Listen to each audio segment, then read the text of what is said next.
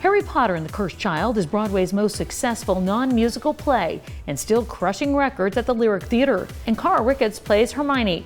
We had a chance to chat. Have you always been in love with the world of Harry Potter? No. No? I like that. I like the honesty. Even a little bit. My family was. Okay. They were all Potterheads, and my boyfriend is. And when he found out that I had booked the part, he immediately got me Hermione's wand. And I was like, this is great.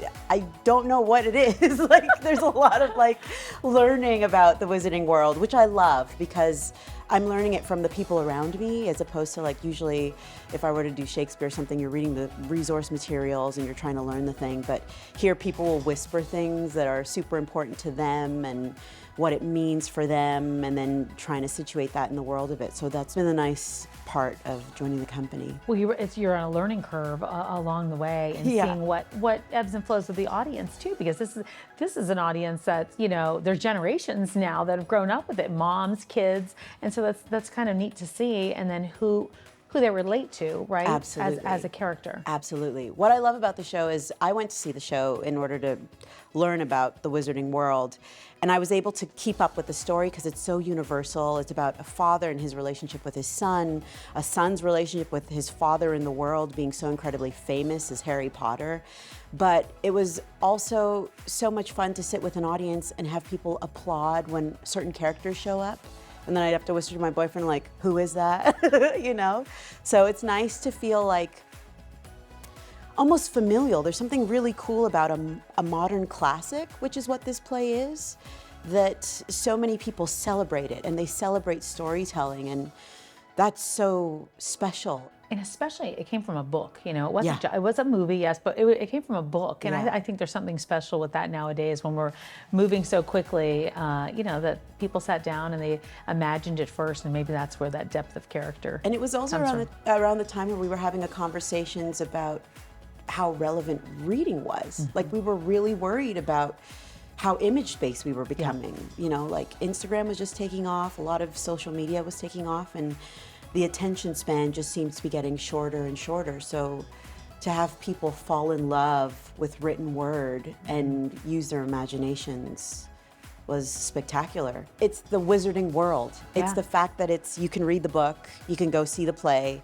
and then you can perform it with your class. There's a full exploration of the imagination that hasn't happened in forever, really. You put down, and then you can still also play Harry Potter on your gaming station. So there's still access to it in many different forms, but you can touch base with it in that superhuman way of theater and performance and reading, which is nice. I went to Universal with my nephew, who was really young at the time, went to the Harry Potter, and I felt like a kid. I feel like a lot of the adults come in there and feel like a kid again, along with their kids. Yeah, my whole family went. I wasn't able to go, but It's they came very back. cool. It seemed It's really so great. cool. My sister was talking about getting chosen for her wand, and Oh, wow. they all came back with chocolate frogs and the It's cards. great. It was fantastic. It really is, and the wizard shop where you go in there, all the shelves are to the side. It's very cool. It's nice. They did a really the good theater job. has a little taste of that too. When we enter into the second act, without giving anything away, all of the things that you are available to purchase and experience off stage changes with the show too, and I love that. It's just interactive in a completely different way. How do you relate to your character? I love her. She's everybody does. Yeah, but she's a dorky girl who cares about her friends, who also cares about her me time so that she can research the world that she's in, and she's a know-it-all a little bit, but she bends. She's not strict in what she believes in, and she's also an adventurer. And so when her friends are like, let's go on an adventure, she's right there with them, and she's willing to take chances. So yeah, she's easy to love. She's really easy to love.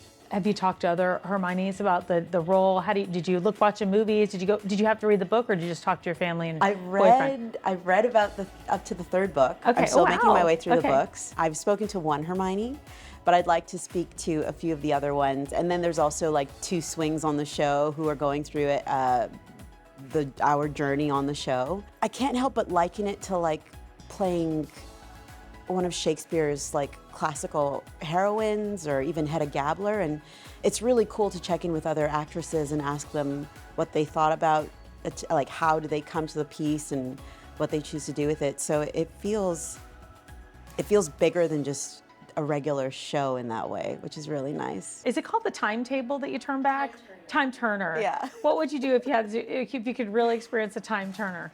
Oh my gosh, I'd either get into a lot of trouble or I wouldn't touch it at all. I can see myself turning back to the 20s because I want to hang out with Josephine Baker and do all that stuff. Or maybe turn back to like the hippies culture. I don't know if I'd want to stay long.